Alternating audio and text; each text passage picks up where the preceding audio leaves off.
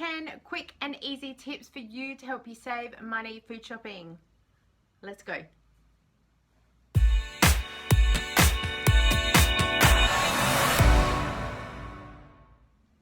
Hey everyone, it's Kelly. How are you? Welcome to my channel. If you're new here, my name is Kelly. I'm a wife and a mum living in Adelaide, Australia, where we believe it's pronounced Lego and not Lego. And on this channel, we do lots of crazy frugal things, shopping, markdown hunting, bargain buys, food challenges, and today's video is about tips to save you money. So here are my top 10 tips. They just are coming out of my head as is, no specific order, but make sure that you follow along for all 10. Let's go. Tip number 1 is to know your prices. I know my prices inside and out and back to front. I know a litre of milk is $1.29 from my local Coles. I know that a 250 gram of butter is $2.80, but the 500 grams is $5. These are all the things that I know, and I can sit here and rabbit off to you, so I know when I look at the shops what is a good deal, if something's on special or not, if I'm saving money, if it's better than home brand, etc, etc.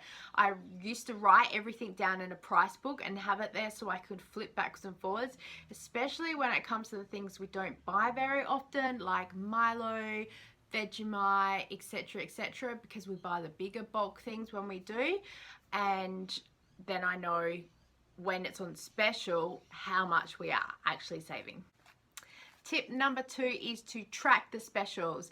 Most supermarkets have some sort of email that you can sign up to so you can get the catalogs delivered to your email box, and usually it's the day before they go on special as well, so you'll get a heads up, because I know that post-COVID a lot of places aren't actually doing paper catalogs out in letterboxes anymore. It might be different where you are, but I know around here they're actually really reduced. We don't get the Coles catalogue anymore in the letterbox. I can pick it up in store and I can get it emailed. But of course, I collect catalogs like I collect anything else. So Coles, Woolworths, Foodland and Aldi, and I go through every one every time, look at what all the prices are, check through my price book for the things that we don't buy very often. And I make notes about stuff. I'll write the dates down, what the size of the packaging is, and any other information I need, so then I can track. So I know on average these go on special about every 4 to 6 weeks. So if I miss the coffee special, I need to cross my fingers and hope that we don't run out before it goes on sale. In saying that though, you also get to learn how the cycles work with the other shops. So when it's on special at Coles for 1 week, it usually then goes on special at Woolworths the next week, and then Foodland the week after that. So it kind of cycles, so you can chase the shops or chase the bargains. Tip number 3 relating to pricing is to look at the unit price. So when you look at the labels on the shelf, you look below and there will be per 100 grams or per kilo depending on what they weigh at. Some meat is per 100 grams, some others is per kilo. So that's the other thing, you need to know how they measure it, and then you need to compare the unit price with another equal unit price, so per 100 grams per 100 grams, and then this way you can see if there's a home brand product and there's a product there on special with a big flashy sticker, which they usually are, you can look at the unit prices and see if they're actually equal or not. Tip number 4 is to shop the markdowns. Don't we love shopping markdowns? And of course, you know your prices by now, so you're going to know whether you're getting a bargain or not.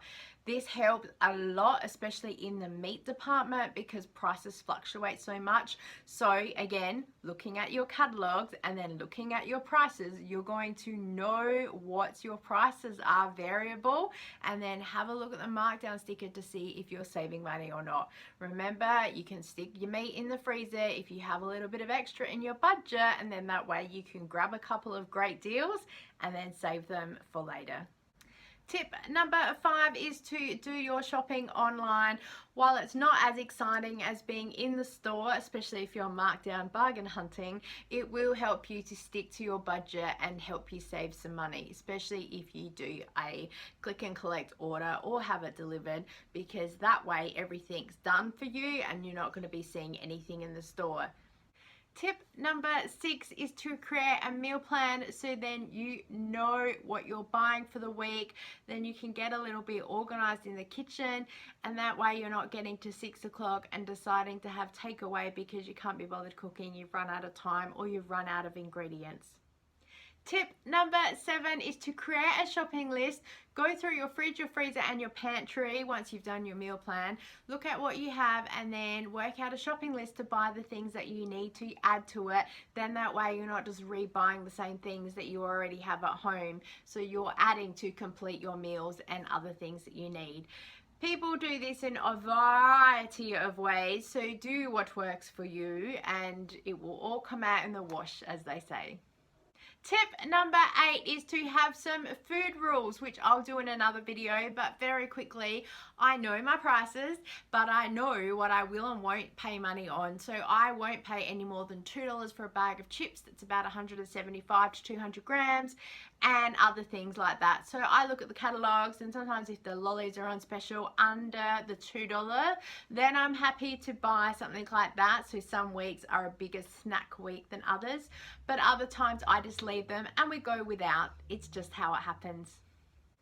Tip number 9 is to shop seasonally for your fruit and veg and set a price limit. So I know a lot of people like to set a price of about $4 per kilo. So for apples is a great example. So if they don't have anything that fits under that price limit, then they just go without for that week or go to another store and find something instead. So this helps them also stick to a budget.